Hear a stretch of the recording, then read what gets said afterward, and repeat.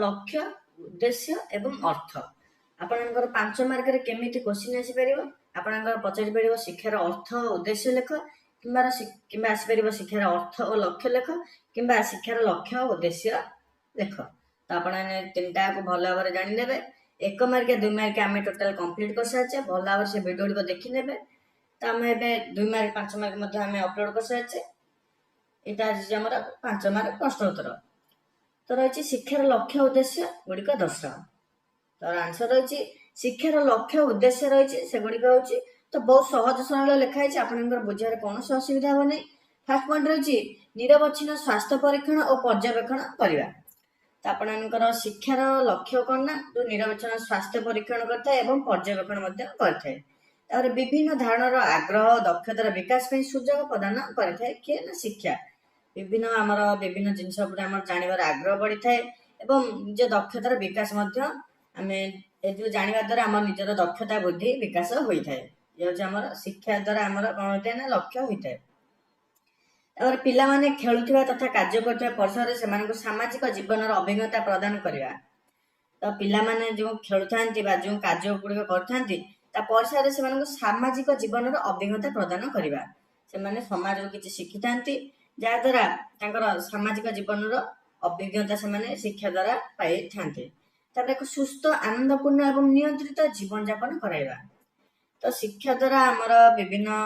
जापर आमर विभिन्न विभिन्न चाकरी कर पढ़ी वृत्तिभित्तिक केमिति आमे वृत्तिभित्तिक पाइपर निजुक्ति पाइपर केमिति शिक्षा पढ़ले आपणकर क्वेश्चन आसीपर तो से शिक्षा द्वारा आमर विभिन्न सुस्थ आनंदपूर्ण जीवन यापन करथांती नियंत्रित जीवन यापन होता है। बाह्य परिवेश और गृह जीवन मध्य वास्तव एकता प्रतिज्ञा करवा क्या द्वारा होता है ना शिक्षा द्वारा बाह्य परिवेश और गृह जीवन मध्य एकता रही थाए बाह्य परिवेश और गृह जीवन मध्य से आपणकर से क्वेश्चन से पॉइंट डबल रिपीट लोक मान सुस्थ परिवेश तथा मुक्त वायु आलोक और सूर्य किरण प्रदान करवा ये शिक्षार लक्ष्य उद्देश्य जहाद्वारा आप लोक मैंने जानी था जो परिवेश आमर दूषित होची वायु दूषित होची से माने जानी था शिक्षा द्वारा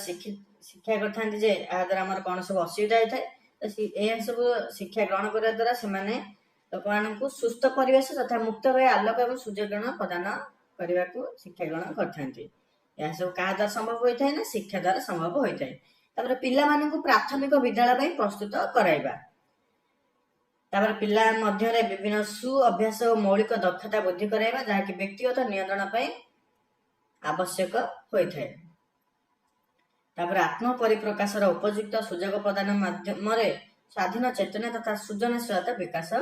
कराइबा इतने आमर शिक्षार लक्ष्य उद्देश्य कौन कौन शिक्षार लक्ष्य रही उद्देश्य रही कौन कौन सब शिक्षा द्वारा होता है तो आपन 5 मार्क इम्पोर्टेंट सिलेक्टेड क्वेश्चन तापर शिक्षार अर्थ कौन शिक्षा कहले आम कौन बुझा 2 मार्क आसीपर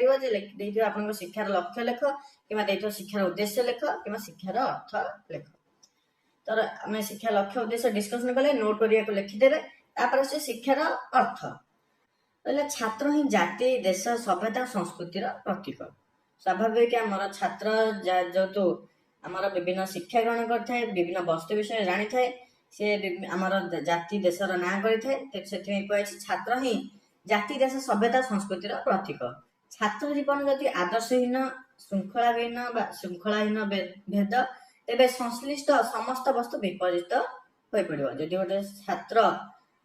श्रृंखलाहीन होउछि तेबे तार संश्लिष्ट समस्त वस्तु विपर्यस्त हो मोट उपर छात्र श्रृंखलित जीवन पर निर्भर करे देश जातिर भविष्य आपण स्वाभाविक जेहेतु यदि छात्र श्रृंखलित हम तेरे तार छात्र श्रृंखलित जीवन उपर आमर देश जाति भविष्य संश्लिष्ट होता है यदि छात्र श्रृंखलहीन हेब तेबे ताहा विपर्यस्त हो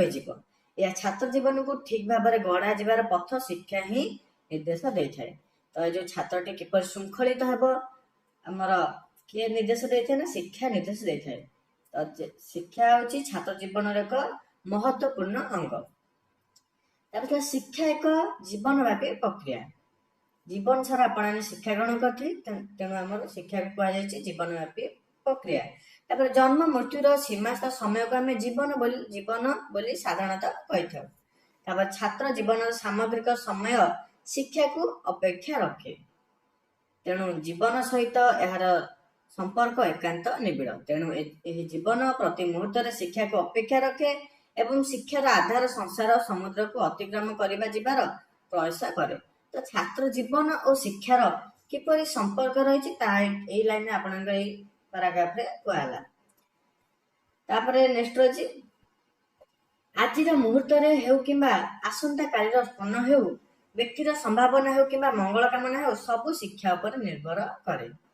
ତେଣୁ ଶିକ୍ଷା ଉପରେ ନିର୍ଭର କରିପାରିଲେ ଯାଇ ସଫଳତାର ମୁକ୍ତ ମଣିଷର ହାତ ମୁଠାରେ ଚକଚକ କରି ଉଠିବ। ରହିଛି ଆପଣଙ୍କର ଏଇଟା ଏଜୁକେସନ ଆପଣଙ୍କର ଲେଖା ହେଇଛି। ଏଇଟା ଏଜୁକେସନର ଅର୍ଥ ହେଉଛି ଟୁ ଲିଡ୍ ଆଉଟ୍, ଯାହାର ଅର୍ଥ ପରିପ୍ରକାଶ କରିବା, ଯାହା ଆପଣଙ୍କର ଶିକ୍ଷା। ତାପରେ ଏଜୁକେସନ ଶବ୍ଦର ଅର୍ଥ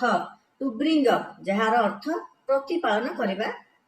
ଶବ୍ଦଟି। ଇର ଆଉଟ୍ ଅଫ୍ ଅନ୍ତଃକରଣରୁ ଏବଂ ଡିୟୁସିଓର ଅର୍ଥ ଲିଡ୍, ଟାଣି ବାହାର କରିବା, ଅନ୍ତର୍ନିହିତ ଶକ୍ତିକୁ ଜାଗ୍ରତ କରି ତାର ପ୍ରକାଶ କରିବା ହେଉଛି ଶିକ୍ଷା। ଏଇଟା ଆପଣମାନେ ଏଇଟାକୁ ମନେ ରଖିଦେବେ। ଏଇଟା ଲେଖିଲେ ଆପଣଙ୍କୁ ଭଲ ଆପଣଙ୍କର ଇମ୍ପ୍ରେସନ ବଢିବ। ତ ଏଠି ଆପଣଙ୍କ କହିଲେ ଶିକ୍ଷା କଣ, ଶିକ୍ଷା ଓ ଛାତ୍ର ଜୀବନ କିପରି ଆପଣଙ୍କର ପରସ୍ପର ଜଡ଼ିତ। ତାପରେ ଛାତ୍ର ଜୀବନ ଦ୍ୱାରା ଶୃଙ୍ଖଳିତ ହେଲେ କାହା ଦ୍ୱାରା ଶୃଙ୍ଖଳିତ ହୋଇଥାଏ ନା ଶିକ୍ଷା ଦ୍ୱାରା ଶୃଙ୍ଖଳିତ ହୋଇଥାଏ। ଏବଂ ଛାତ୍ର ଜୀବନ କିପରି ଦେଶର ସଂସ୍କୃତି ସଭ୍ୟତା ଏବଂ ଦେଶ ଉନ୍ନତି ସହ ଜଡ଼ିତ ତାକୁ ମଧ୍ୟ ଏଥିରେ ଆମର ଦର୍ଶାଗଲା। ତ ଶିକ୍ଷାର ଅର୍ଥ ଆମେ ଡିସ୍କସନ କଲେ, ଲକ୍ଷ୍ୟ ଡିସ୍କସନ କଲେ, ଉଦ୍ଦେଶ୍ୟ ଡିସ୍କସନ କଲେ।